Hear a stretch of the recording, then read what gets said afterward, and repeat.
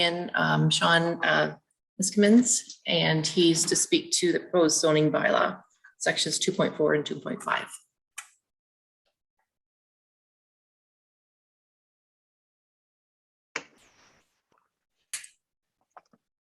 Good morning, Sean. Good morning, Councillor Hastings. How are you? Good. How are you? Very well, thanks. Very well. Good. Sean, do you have any visuals, or you're just speaking to us today? Yeah, I'm just going to speak today. Yeah, that's okay. all. Thank you. Okay. Thank you. All right. So, Madam Chair, through you, good morning, Mayor Cordell and councillors. My name is Sean Miskimins. I'm the co-founder of the Beach Rights Group, and today I'd like to address the proposed zoning bylaw in Tiny, and specifically sections 2.4 and 2.5 concerning boat docks and boathouses, respectively. Our group, Beach Rights, represent almost 5,000 people in the area who are advocates for a historical love and use of beaches in Tiny. We have been gifted with an absolute wonder of the world, and there are grave concerns about the destruction and disregard for these lands. These lands have been used and enjoyed, loved and appreciated, tended and cared for by generations of your constituents for close to 150 years.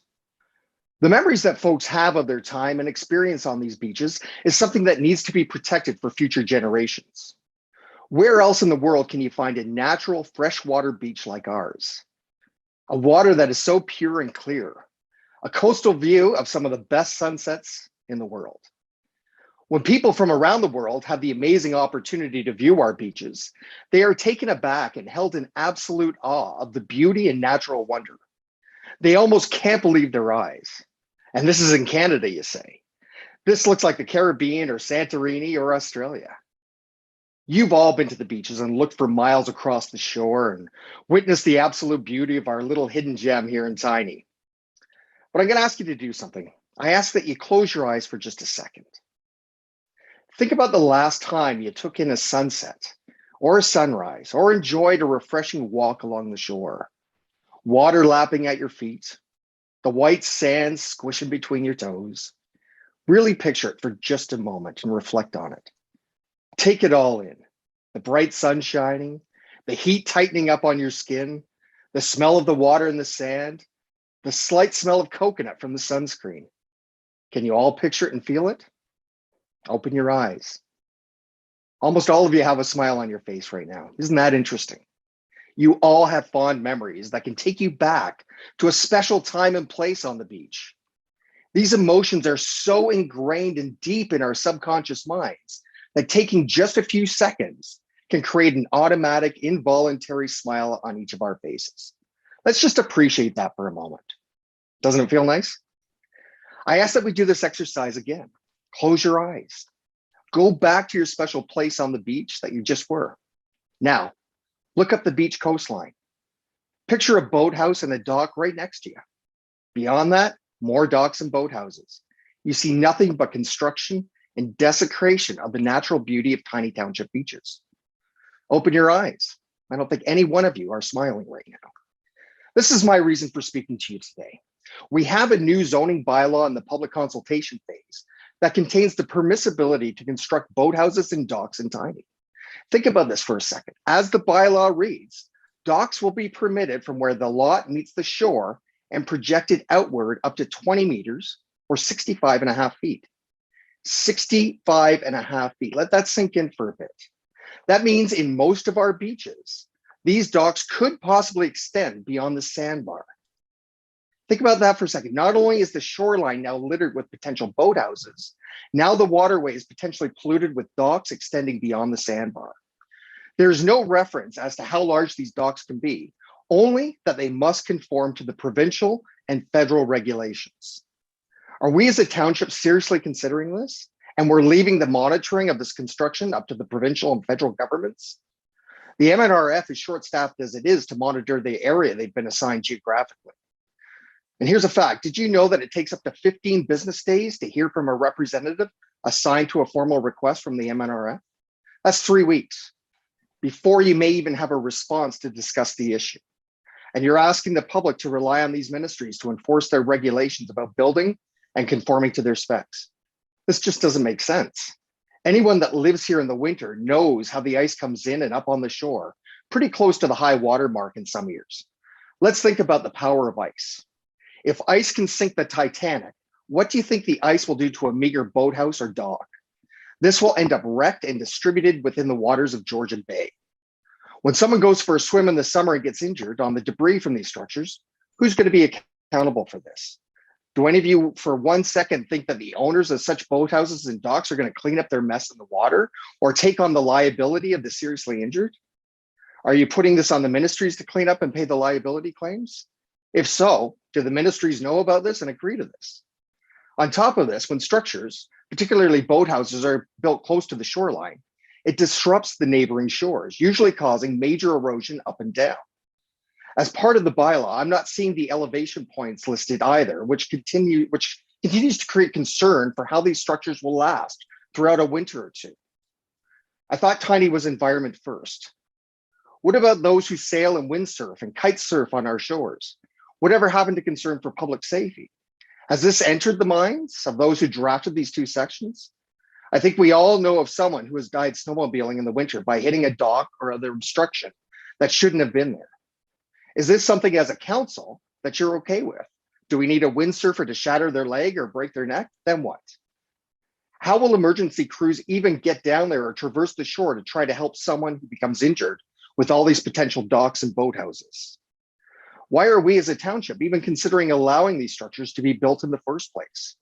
To my knowledge, nowhere else in the world allows these types of structures to be built in beach areas. Why would Tiny need to be the first of its kind to allow this? So my ask is, what do you need as elected representatives of the people of Tiny to hear for you to reverse the decision to allow this to happen and change the language to not allowing any of these structures to be built?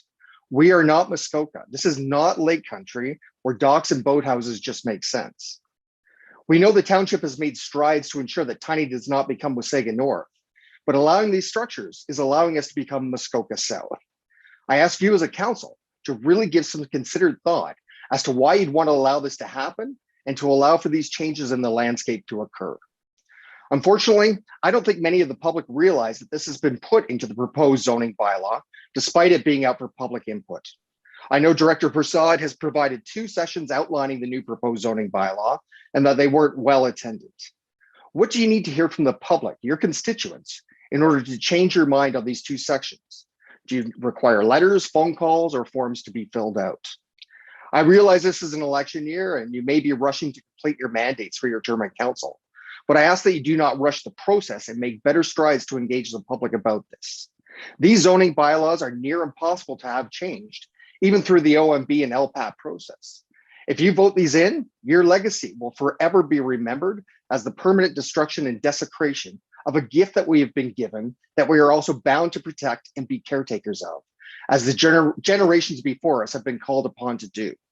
I kindly ask that this council let me and the public know what you need to hear and what it would take to have this change from approved structures to structures not allowed within the boundaries of Tiny Township. I know of almost 5,000 folks who are not in favor of these going up. This is made very apparent by our posts, views, and comments on the recent activity just south of Palm Beach. People are not happy about this and do not support it fully. There's a question in the past that's been posed. It's your 85th birthday, and around your table are those whom you've known at different times throughout your life. They've been asked to talk about what you meant to them or what you did for them, or how you shaped their lives. This is called the legacy exercise. What do you want your legacies to be on your 85th birthday? What do you want people to say about you? Please let your legacy be remembered as the protector of tiny beaches for the current and future generations who have yet to make their lifetime memories on our beautiful white sandy beaches and our pristine body of water called Georgian Bay. Thank you. Thank you very much, Sean. Appreciate the presentation and the visuals. It's a nice way to start the morning. Council, any questions? So I will share, Sean. So if you can maybe watch on YouTube. So we will have a presentation from our consultants and Sean Prasad about the updating the zoning bylaws. So we have done two public consultations, but that's not the end of the public consultations. And I know that they'll detail how you can submit your your comments and your requests. For that, just in fairness to council, we like the public, some of us participated in those public sessions, but we actually haven't had an opportunity as a council to speak to anything yet. And definitely no decisions have been made yet. So there's still time. We do need to get it in place for sure, but there's no need to rush the process. So yeah, still time. So I would encourage you to ask people to participate in the upcoming public sessions and submit their comments. And there'll be more details in Sean's presentation coming up. And just sort of process wise, so typically what happens is you do your deputation and then we'll discuss it at our next committee of the whole. But like I said, that doesn't stop you from carrying on and submitting the comments to our planning department. Okay. Wonderful. Thank you, Madam Chair. Okay, thank you. Mayor Cornell? Thank you, Madam Chair, and good morning, Sean. Just very quickly, we would echo the comments of our chair, and exactly as you did this morning, bring those suggestions, those comments forward for our consideration. As the chair said, by no means is the new zoning bylaw finished. We're going to get an update this morning, and there will be continued discussion here at the council table before that is finalized. So thank you again. Wonderful. That's great to hear. Thanks so much. Okay. Thanks again, Sean. Thank you.